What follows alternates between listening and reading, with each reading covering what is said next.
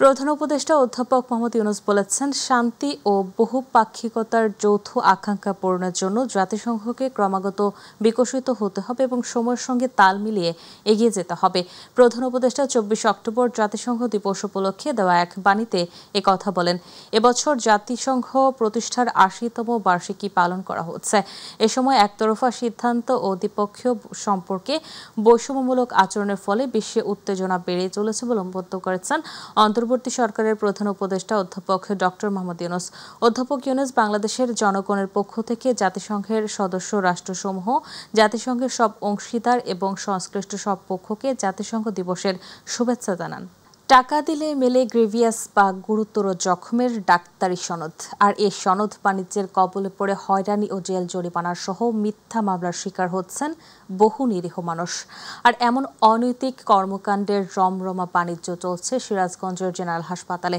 হাসপাতালে জরুরি বিভাগের কয়েকজন অসাধু কর্মচারী ও চিকিৎসক দালাল চক্রের মাধ্যমে দীর্ঘদিন ধরে চালাচ্ছেন এই অপকর্ম। যদিও সরকারের সরবরাহকৃত ফর্মে প্রকৃত ভুক্তভোগীদের সনদ প্রদান ও সনদ বাণিজ্য বন্ধে আদেশ জারি করেছে আদালত। প্রতিনিধি এইচ.এম. মোনায়েম খানের তথ্যচিত্রে আরও জানাচ্ছেন আতিকুর রহমান তিতাস। জমি নিয়ে বিরোধের জেরে ছোট ভাইয়ের স্ত্রীকে হত্যার উদ্দেশ্যে মাথায় গুরুতর জখমের মামলায় নিয়মিত আদালতে হাজিরা দিচ্ছেন বেলকুচির তাঁত শ্রমিক হাফিজুর ইসলাম। তার স্ত্রী সন্তানও মামলার আসামি। পরিবারটির অভিযোগ, বাকবিতণ্ডার এক পর্যায়ে সামান্য হাতাহাতি হয়, অথচ মামলা দেওয়া হয়েছে গুরুতর জখমের অভিযোগে। ছোট ভাই হামিদুলের বিরুদ্ধে সিরাজগঞ্জ ২৫০ শয্যা বিশিষ্ট জেনারেল হাসপাতাল থেকে অর্থের বিনিময়ে গ্রেভিয়াস বা গুরুতর জখম সনদ নেওয়ার অভিযোগ করেন হাফিজুল। তাদেরকে কোনো জিজ্ঞাসাবাদ না করেই ভুয়া একটা তদন্ত দিয়েছে এবং আমি বেশি গুরুত্বপূর্ণ চাই যে এমসিডার বিরুদ্ধে এই যে ডাক্তার শিমুল, ফয়সাল, মিতুল এরা যায় এমসিডা দিছে, এমসিটাও অনেক গরমিল আছে। সবকিছু মিথ্যা সাজাইছে, সাজা হেরা আমাদের নামে মিথ্যা মামলা দিছে, দেয়া হেরা আমাকে হয়রান করার জন্য এই করতেছে। এটার জন্য আমরা সুস্থ বিচার চাই। মিথ্যা মামলা আমাদের ফাঁসা দিচ্ছে, এটা আমার হয়রানি করতেছে, এটা আমরা বিচার চাই, সুস্থ বিচার চাই। টাকা পয়সা দিয়ে এমসি মানে মিথ্যা মামলা করছে, এরকম হয়রানি করতেছে। এ বিষয়ে হামিদুল ও নাজমার বক্তব্য নিতে চাইলে ক্যামেরা দেখে দ্রুত পালিয়ে যায় আদালত চত্বর থেকে। অনৈতিক এই বাণিজ্যের অভিযোগ হাসপাতালের জরুরি বিভাগের কয়েকজন চিকিৎসকের বিরুদ্ধে। আমার চোখের সামনে, আমি তো নিজে চোখে দেখছি এবং ওখানে আরও লোকজন ছিল, দেখছি সে ছেলে স্ট্রোক করলো। উত্তেজনার এক পর্যায়ে সে পড়ে গেল, পড়ে যাওয়ার পরে সে স্ট্রোক করলে তাকে হসপিটালে নিয়ে আসি এবং সেটা এই ডাক্তার কি করলে এটাকে রিপোর্ট করলে দিল যে তাকে শ্বাসরোধ করে। ওখানে তো শ্বাসরোধের কোনো ঘটনা ঘটে নাই। সার্টিফিকেটের জন্য এই ডক্টর ফয়সালের কাছে গেছি, যাওয়ার পরে উনি ওষুধ লিখে দিছে। লেখার পরে ওই স্টাফ আছে যে আমি নাম জানি না, স্টাফ বলছে যে টাকা লাগবে। তো বলছি টাকা তো লাগে, কিন্তু কত টাকা লাগে তা তো জানি না। বলছে দুটো এমার্জেন্সি আছে, ওটা লাগে ১০,০০০ টাকা। তো আপনার ৪,০০০ টাকা দেন, আমি ২০ মিনিটের মধ্যে সার্টিফিকেট দেবো। এটা বলার পর উনি ওনাদের ডাক্তারের রুমে নিয়ে গেছে। ওই ডাক্তারের রুমে যাওয়ার পর উনি ৩ জনের ওষুধ লিখে দিছে।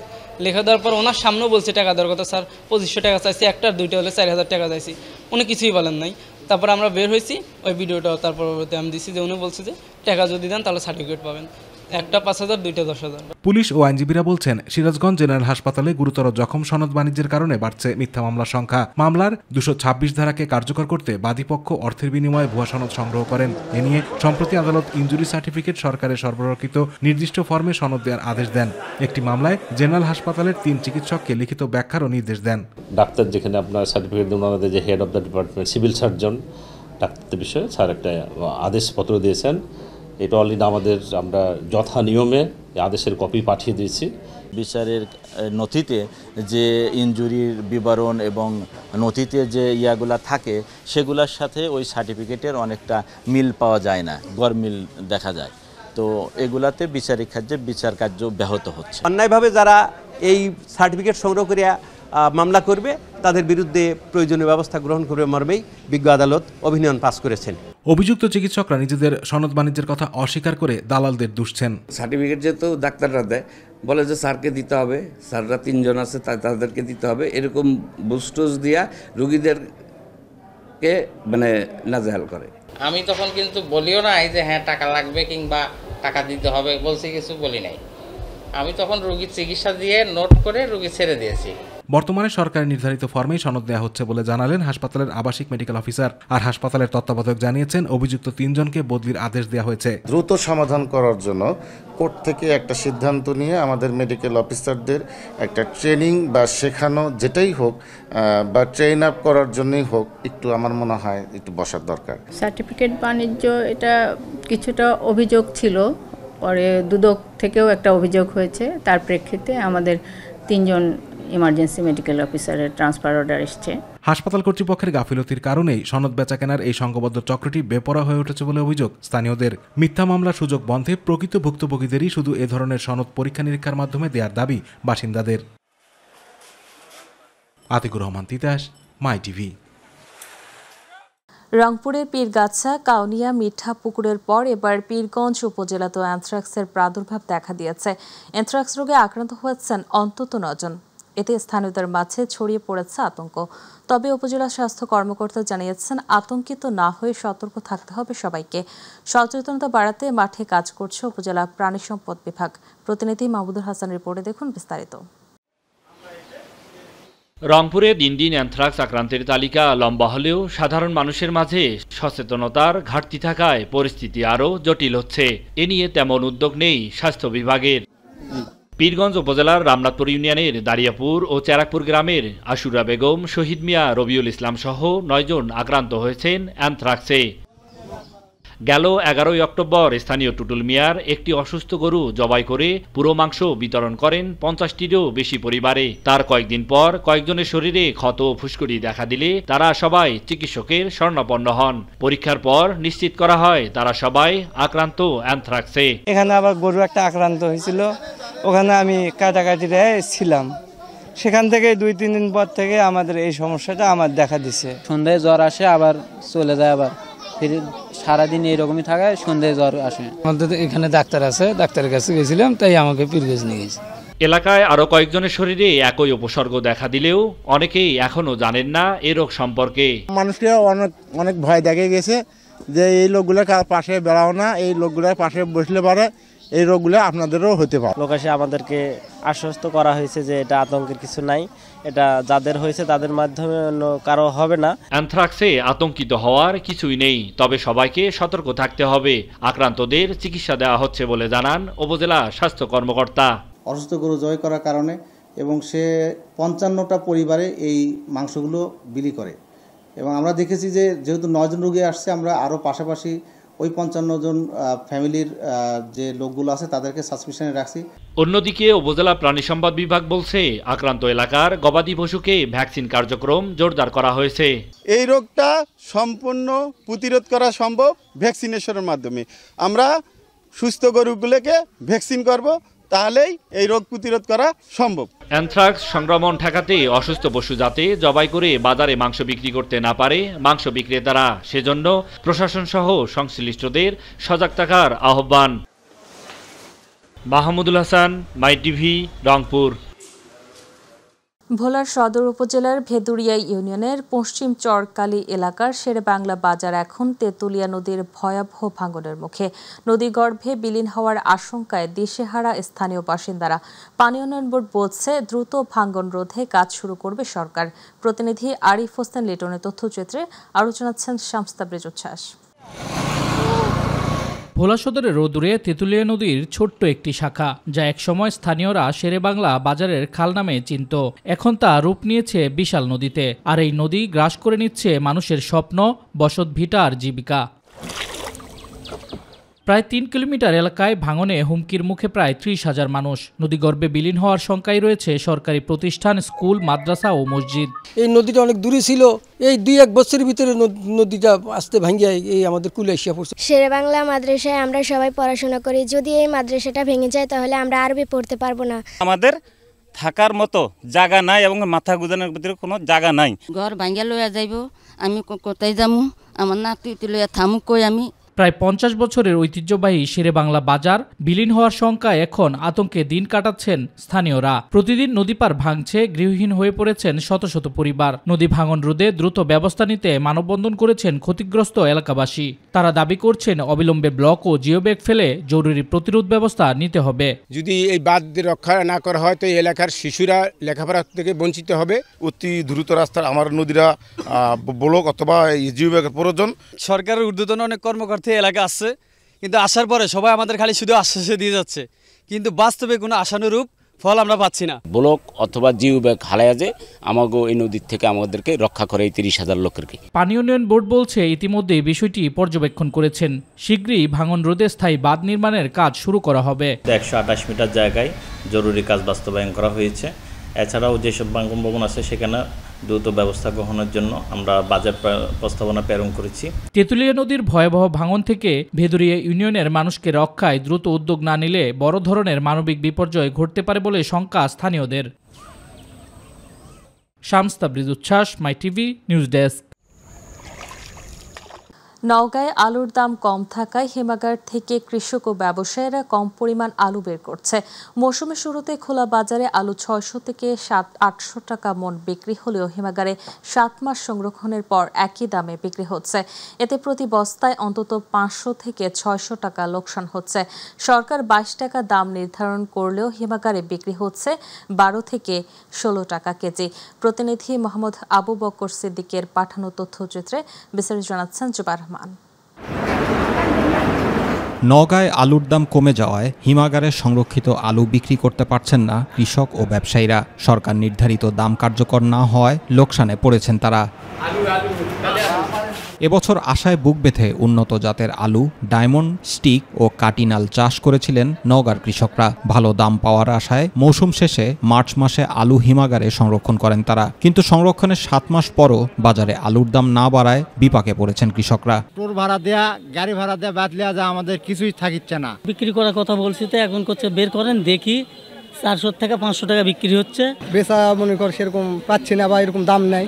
বর্তমান যে এখন যে অবস্থা তাহলে আমরা আলু টালু করে কি করবো আর করবো। কিনতে গেলে দাম বেশি, আলু বেচতে এসে দাম নাই। আলু যেন বাইরের দেশে রপ্তানি হয় যাতে আমরা 2 টাকা পাই। সরকার নির্ধারিত 22 টাকা কেজি দরের পরিবর্তে হিমাগারে আলু বিক্রি হচ্ছে 12 থেকে 16 টাকা দরে। এতে ক্ষতিগ্রস্ত হচ্ছেন কৃষক ও ব্যবসায়ীরা। দাম না পাওয়ায় অনেকে এখনো হিমাগার থেকে আলু তুলছেন না। এখনো 50% আলু যেহেতু বাজার খারাপ, এই কারণে আলুটা বের হচ্ছে না। আমরা বিশাল আকারের একটা ক্ষতিপূরণের সম্মুখীন হব। বাজারে দাম কম থাকায় হিমাগার থেকে আলু কম পরিমাণ বের হচ্ছে বলে জানালেন কৃষি সম্প্রসারণ অধিদপ্তরের উপপরিচালক। অপরদিকে অতিরিক্ত দাম যারা নিচ্ছেন তাদের বিরুদ্ধে যৌথ অভিযান পরিচালনা করার সিদ্ধান্ত নেওয়া হয়েছে। বীজ আলু হিসাবে যে পরিমাণটা জমা রয়েছে সেটা অবশ্যই বের হবে, তবে খাওয়ার আলু বের হওয়ার ক্ষেত্রে কিছু সমস্যা হতে পারে। অনেক কৃষক দাম কম থাকায় নাও নিতে পারে। এখানে বিক্রি করার সময় খুব স্বল্প মূল্যে বিক্রি করতে বাধ্য হচ্ছে যারা আলু রেখেছিল কৃষকরা। এই বিষয়টা আমরা একটা টাস্ক ফোর্সের মাধ্যমে একটা অভিযান চালানোর পরিকল্পনা করেছি। জেলা কৃষি সম্প্রসারণ অধিদপ্তরের তথ্যমতে জেলায় এবছর 25,940 হেক্টর জমিতে আলুর আবাদ হয়েছে, যা থেকে উৎপাদন হয়েছে 5 লাখ টন। জেলায় 7টি হিমাগারে ধারণ ক্ষমতা 46,530 টন। জুবাইর রহমান, মাই টিভি নিউজ। এবার গ্রাম বাংলার খবর।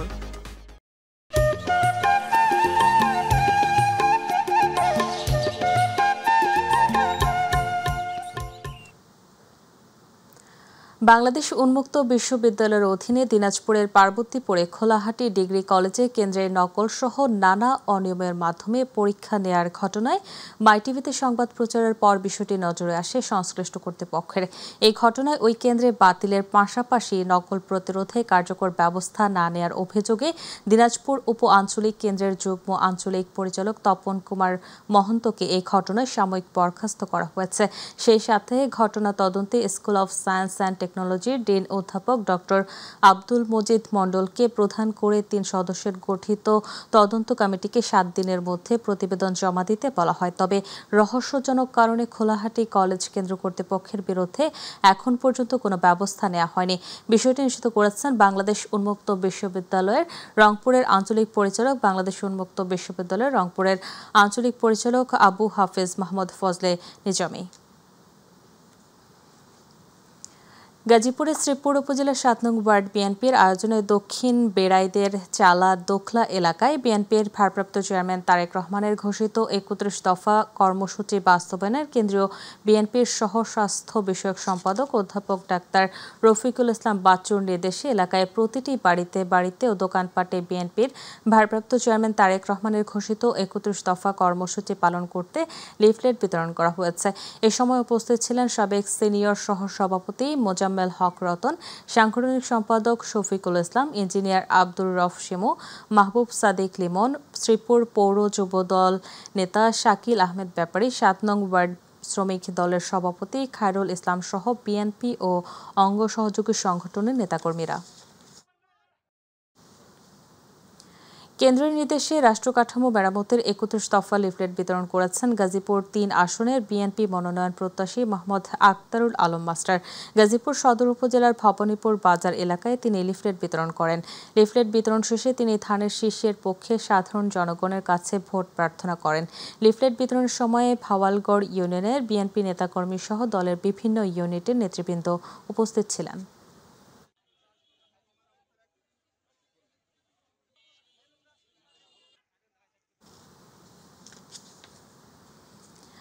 বিএনপির ভারপ্রাপ্ত চেয়ারম্যান তারেক রহমানের ঘোষিত ৩১ দফা বাস্তবায়ন ও ধানের শীষের প্রচারণার অংশ হিসেবে গাজীপুরে সাইকেল র্যালি অনুষ্ঠিত হয়েছে। শুক্রবার গাজীপুরের কোনাবাড়ি কলেজ গেটের সামনে ঢাকা টাঙ্গাইল মহাসড়কে গাজীপুর জেলা বিএনপির সদস্য সচিব ব্যারিস্টার চৌধুরী ইশরাক আহমেদ সিদ্দিকের নেতৃত্বে এই সাইকেল র্যালি অনুষ্ঠিত হয়।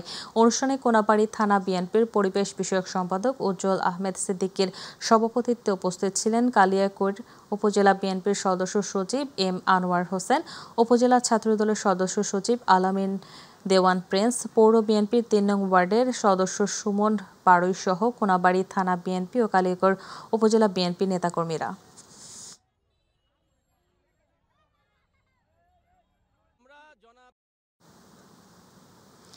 বিএনপির ভারপ্রাপ্ত চেয়ারম্যান তারেক রহমানের ঘোষিত ৩১ দফা বাস্তবায়নের লক্ষ্যে গাজীপুরের কালিয়াকৈর উপজেলা বিএনপির ৭ ও ৮ নং ওয়ার্ডের উদ্যোগে কর্মী সভা অনুষ্ঠিত হচ্ছে। শুক্রবার উপজেলার শফিপুর সরকারি প্রাথমিক বিদ্যালয়ের মাঠে আয়োজিত এই কর্মী সভায় প্রধান অতিথি হিসেবে উপস্থিত ছিলেন বিএনপির ঢাকা বিভাগীয় সাংগঠনিক সম্পাদক কাজী সাইদুল আলম বাবুল।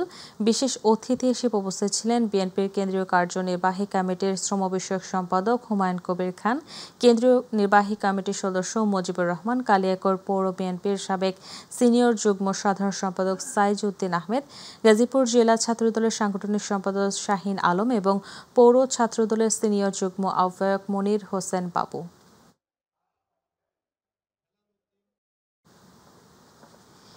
ভারতের হিন্দুত্ববাদী আগ্রাসন, গাজীপুরের শিশু আশামণি সহ সকল নারী ও শিশু ধর্ষণ এবং মসজিদের খতিব হাবিবুল্লাহ মিয়া হত্যার চেষ্টা প্রতিবাদ এবং উগ্রবাদী সংগঠন ইসকন নিষিদ্ধের দাবিতে বিক্ষোভ সমাবেশ করেছে আলেম ওলামা ও তৌহিদি জনতা। শুক্রবার গাজীপুর কেন্দ্রীয় মসজিদ থেকে একটি বিক্ষোভ মিছিল বের হয়ে গাজীপুরের প্রধান সড়ক প্রদক্ষিণ করে ৩৬-এর চত্বর এলাকায় গিয়ে সংক্ষিপ্ত সমাবেশের মধ্য দিয়ে শেষ হয়।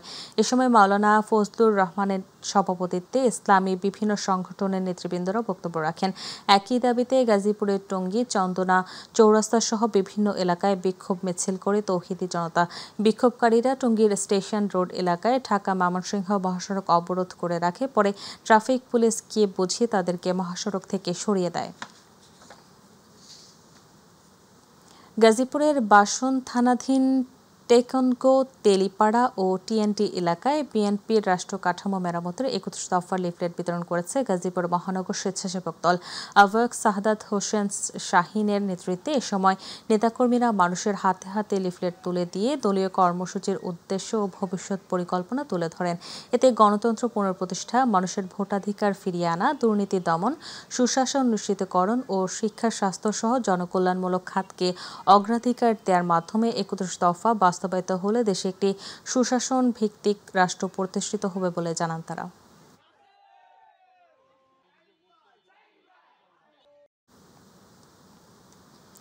বিএনপির কেন্দ্রীয় নির্বাহী কমিটির স্বেচ্ছাসেবক বিষয়ক সহ সম্পাদক ও ছাত্রদলের কেন্দ্রীয় কমিটির সাবেক সভাপতি সভাপতি আব্দুল কাদের ভূঁইয়া জুয়েল বলেছেন, আগামী নির্বাচনে বিএনপি জনগণের ভোটে ক্ষমতায় এলে দেশের প্রতিটি নাগরিক ন্যায় বিচার, সম অধিকার ও প্রকৃত স্বাধীনতা ভোগ করতে পারবে।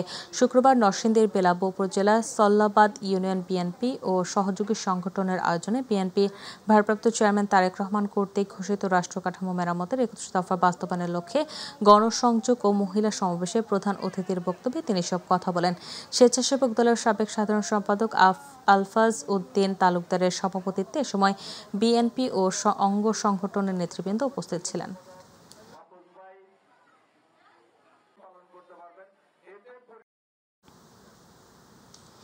মাগুরা সদর উপজেলার কুচিয়ামুড়া ইউনিয়নের বলুক গ্রামে জমি সংক্রান্ত বিরোধের সালিশি বৈঠকের সময় হাতুড়ি পেটায় বাদশা মোল্লা নামে এক গ্রাম্য মাতব্বর নিহত হয়েছেন। শুক্রবার এই ঘটনায় ঘটে। স্থানীয়রা জানায়, সালিশ চলাকালে আবির উত্তেজিত হয়ে বাদশাকে হাতুড়ি দিয়ে মাথায় একাধিক স্থানে আঘাত করেন। আহত বাদশাকে উদ্ধার করে মাগুরা সদর হাসপাতালে নিয়ে গেলে চিকিৎসক তাকে মৃত ঘোষণা করেন। ঘটনার পর প্রতিপক্ষের লোকজন আনোয়ারের বাড়িতে আগুন দেয়। মাগুরা সদর থানার ভারপ্রাপ্ত কর্মকর্তা আয়ুব আলী জানান, পরিস্থিতি নিয়ন্ত্রণে অতিরিক্ত পুলিশ মোতায়েন করা হয়েছে।